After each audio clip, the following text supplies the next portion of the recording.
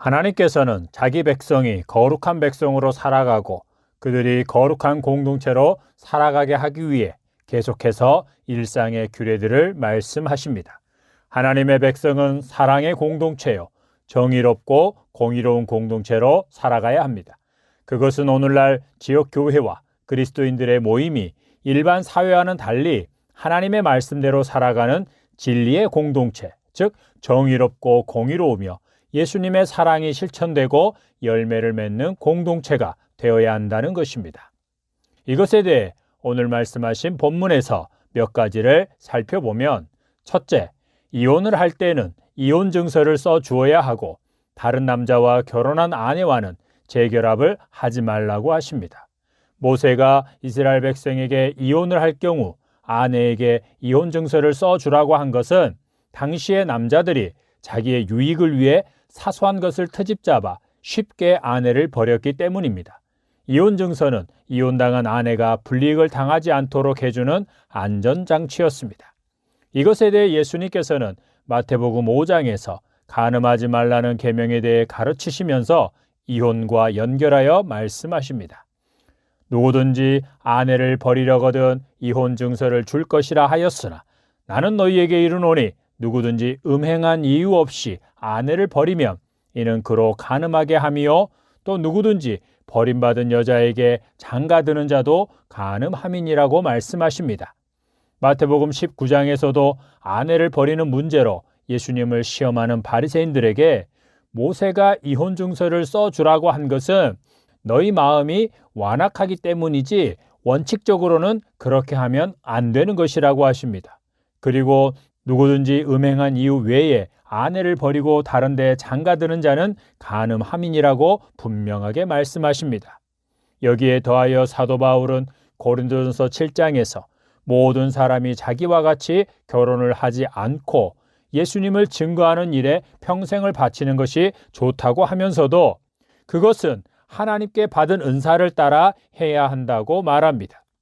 사도 바울은 이것에 있어서 매우 중요한 전제를 제시하고 있습니다. 그것은 성적인 욕구를 평생 절제하며 살 수 있는 사람이어야 하는 것입니다.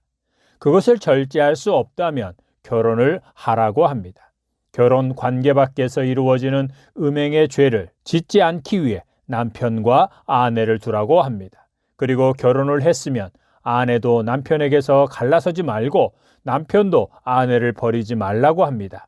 재혼에 대해서는 결혼하려면 다시 본 남편과 화합하고 사별한 경우에만 주 안에서 다른 사람과 재혼하라고 합니다.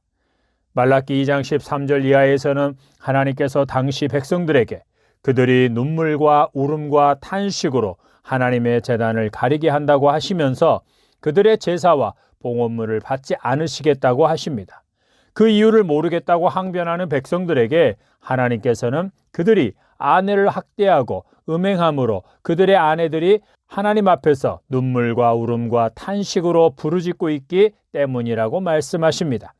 16절에서 하나님께서는 나는 이혼하는 것과 옷으로 학대를 가리는 자를 미워하노라고 하십니다.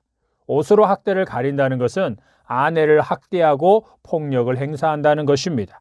하나님께서는 그들의 예배와 기도, 헌금을 받지 않으십니다. 예수님께서 허락하신 이유 외에 다른 이유로 이혼한 자들, 그리고 사별이 아닌데도 다른 배우자와 재혼한 경우에 대해서는 그들이 말씀 앞에서 성령께서 주시는 마음을 따라 행하도록 하는 것 외에 이렇다 저렇다 말하지 않겠습니다. 다만 한 가지, 예수님의 교회와 그리스도인의 공동체를 거룩하고 순결하게 지키기 원한다면, 하나님께서 거하시는 성전으로 세워지기를 원한다면 음행한 이유 외에 이혼한 자, 가정폭력을 행하는 자들을 교회의 중직자로 세워서는 안 됩니다. 직분자가 되려면, 특히 목사와 장로, 교사가 되려면 자기 가정을 믿음의 가정으로 잘 다스리는 자여야만 하는 것입니다.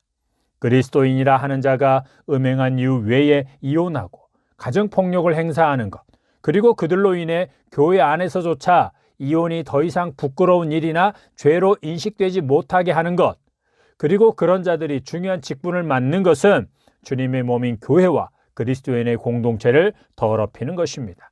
이런 일들로 교회를 더럽히면서도 교회의 성장과 땅의 복을 얻기 위해 일명 사역에만 열심을 내고 있고 성도들이 움직이지 않는다고 다그치고만 있습니다. 하나님께서 원하시는 것이 사역입니까? 출애굽기부터 나머지 구약 전체에서 이스라엘 백성, 곧 하나님의 백성에게 요구하시는 것이 사역이었습니까? 아닙니다. 거룩하라는 것입니다. 거룩한 제사장이 되라는 것입니다.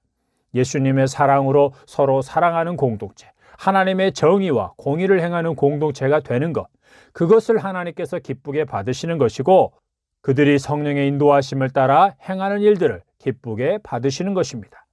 성 베드로 성당을 웅장하고 거대하게 잘 지었다고 하나님께서 그들을 칭찬하고 상급을 주시겠습니까?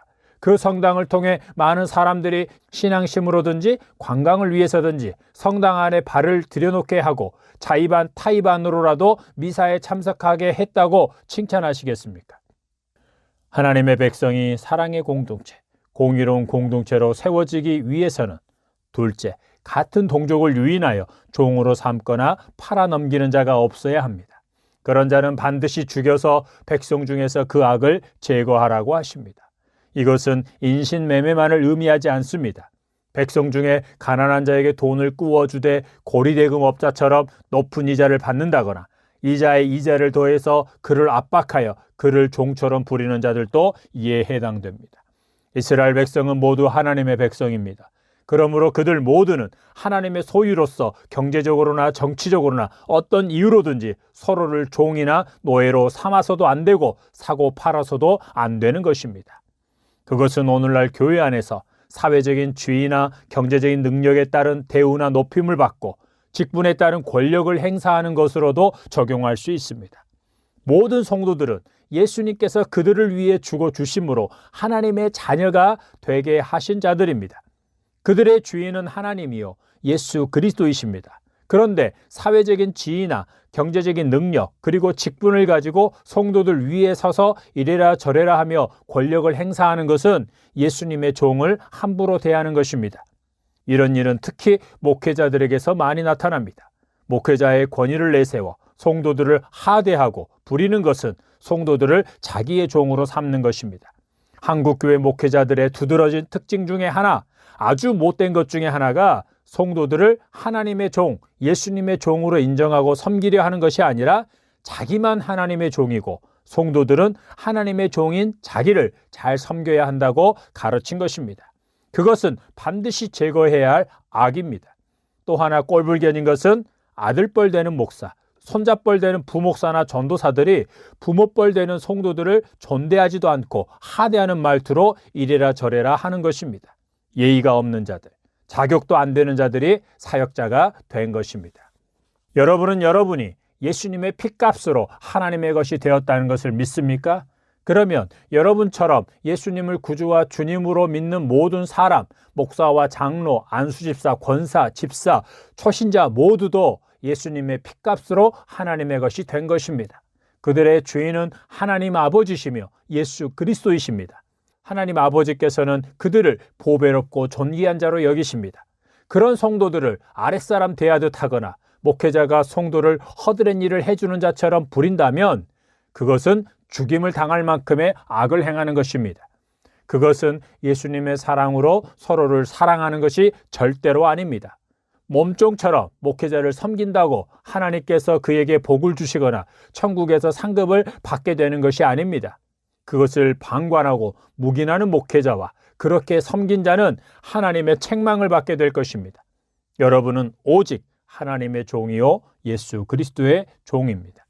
우리는 이스라엘 백성이 애굽에서 종되었던 일과 하나님께서 그들을 거기서 속량하시고 구원해 주신 것을 기억하고 백성 가운데서 사랑과 정의와 공의를 행해야 했던 것처럼 우리를 구원하사 하나님의 것으로 삼아주신 은혜와 사랑을 기억하고 서로를 사랑하고 섬기는 자가 되어야 합니다.